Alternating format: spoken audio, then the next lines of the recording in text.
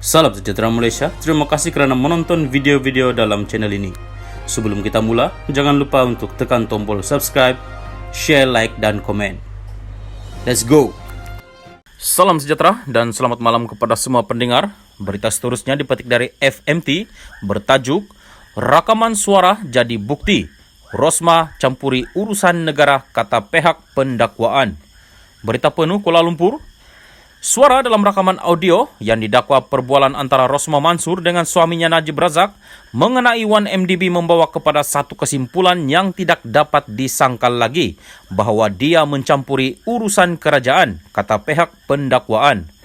Dalam hujahan bertulis yang difailkan pada akhir kes pembelaan dalam perbicaraan rasuah Rosmah yang dikaitkan dengan projek tenaga solar sekolah luar Bandar Sarawak bernilai RM1.25 bilion menyebut pelantikan pendakwa raya kanan di Zulkifli Ahmad sebagai Ketua Pesuruhjaya Suruhanjaya Pencegahan Rasuah Malaysia SPRM pada 2016 adalah satu contoh. Tertuduh Rosmah juga melibatkan dirinya dalam hal ehwal luar negara. Katanya merujuk kepada menyelesaikan pertikaian dengan orang Arab, bukan meneruskannya kepada timbang tara.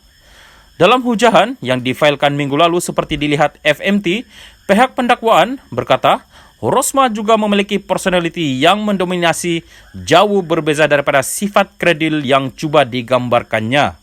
Rakaman itu adalah bukti sifat tertuduh, iaitu kecenderungannya untuk campur tangan dalam perkara yang tidak ada kena-mengena dengan peranannya sebagai isteri, katanya. Ketika pemeriksaan balas pada Disember, Rosmah menolak kandungan rakaman itu dengan menyifatkannya sebagai merepek. Dalam kenyataan pembukaan pendakwaan Eddie Hawk Gopal Sriram berkata, Rosmah walaupun tidak memegang jawatan rasmi, mempunyai pengaruh yang besar kerana sifatnya yang sombong. Sriram berkata, dia meletakkan dirinya dalam kedudukan di mana dia mampu mempengaruhi keputusan dalam sektor awam.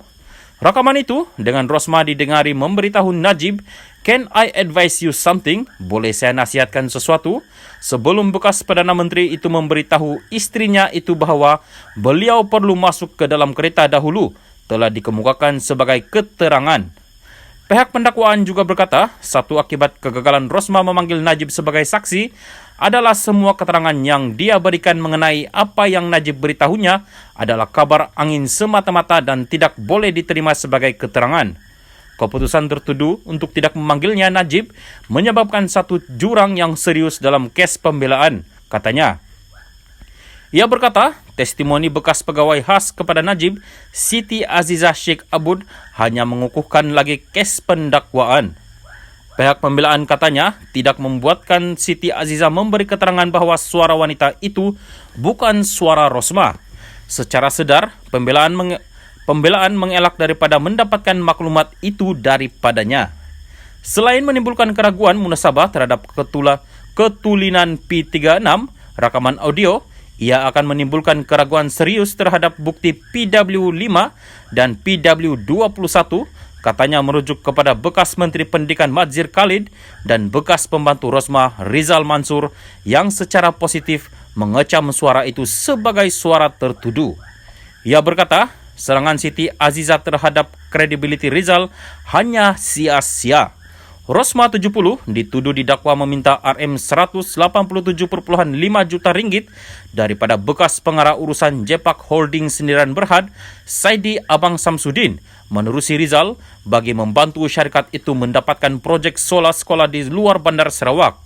Dia juga didakwa atas tuduhan menerima rasuah berjumlah RM5 juta ringgit daripada Saidi melalui Rizal di Sri Perdana Putrajaya pada 20 Disember 2016.